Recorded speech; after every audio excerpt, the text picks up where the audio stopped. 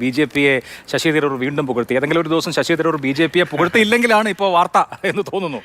കോൺഗ്രസിന്റെ മധ്യ ഇടതുപക്ഷ നിലപാടിൽ നിന്ന് കേന്ദ്രീകൃത വലതുപക്ഷ ഭരണത്തിലേക്ക് ഇന്ത്യ മാറി എന്നതാണ് തരൂർ പറയുന്ന ഒരു പ്രധാന കാരണം. ശക്തമായ ദേശീയതയിൽ ഊന്നിയ ഭരണമാണ് ഇപ്പോൾ ഇന്ത്യയിൽ ഉള്ളതെന്നും ശശി തരൂർ പറയുന്നു. Over the past 78 years, the wheels of our democratic destiny have turned ceaselessly, and we've undergone many transformations. As India engages strategically with an increasingly multipolar, immensely globalized and interdependent world. And of course, a sharp rightward swing in our politics, from the centrism, even left of center politics of the Congress party, to the far more muscular nationalism of the BJP, which places a premium on charismatic leadership and heavily centralized governance. India ഒരു മധ്യ ഇടത് രാഷ്ട്രീയത്തിൽ നിന്ന് വലത് രാഷ്ട്രീയത്തിലേക്ക് ബി.ജെ.പിയുടെ muscular നാഷണലിസത്തിലേക്ക് മാറി എന്നുള്ളതാണ്. നമ്മൾ ബി.ജെ.പിയെ പുകഴ്ത്തുന്നതായി കാണണമോ എന്നുള്ള കാര്യത്തിൽ എനിക്ക് സംശയമുണ്ട്. അനൂപ് ദാസ് വിവരങ്ങളുമായി ചേരുന്നുണ്ട്. അനൂപ്, അഭിലാഷ് പറഞ്ഞ പോലെ ശശി തരൂർ ഇനി ബി.ജെ.പിയെ പിന്തുണച്ചോ അനുകൂലിച്ചോ പറഞ്ഞില്ലെങ്കിലാണത് വാർത്തയായി വരുന്നതെന്ന അവസ്ഥയിലേക്ക് വന്നു. ഇതിപ്പോൾ പുതിയ ഈ പരാമർശം നിലവിൽ വി.ഡി. സതീശൻ അടക്കമുള്ളവർ പറയുന്നത്, അല്ലെങ്കിൽ കെ മുരളീധരനൊക്കെ പറയുന്നത് വിശ്വത്തിന്റെ കാര്യം തീരുമാനിക്കട്ടെ, കേരളത്തിലെ കാര്യങ്ങൾ മതിയെന്നാണ്. അപ്പോൾ ആളുകളൊക്കെ നേതാക്കൾ തൽക്കാലം ഒന്നും മിണ്ടണ്ടായി എന്ന് പറഞ്ഞ് ഒഴിവാക്കുകയാണ്. ഈ പുതിയ പ്രതികരണത്തിലും കേന്ദ്ര നേതൃത്വത്തിന്റെയും നിലപാട് അങ്ങനെ തന്നെയാണോ? തരൂരിന്റെ വഴിക്ക് പോട്ടെ എന്നാണോ?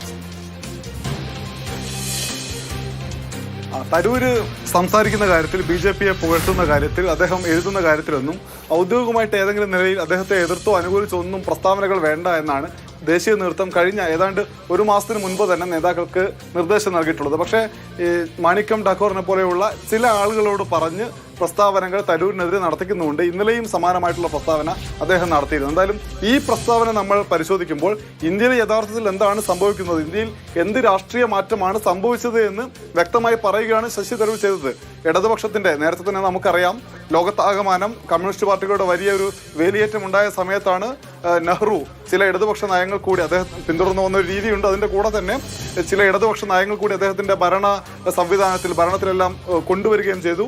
പിന്നീട് തുടർന്ന് ബാങ്കുകളുടെ ദേശസാൽക്കരണം ഉൾപ്പെടെ ഇന്ദിരാഗാന്ധി നടപ്പിൽ വരുത്തി.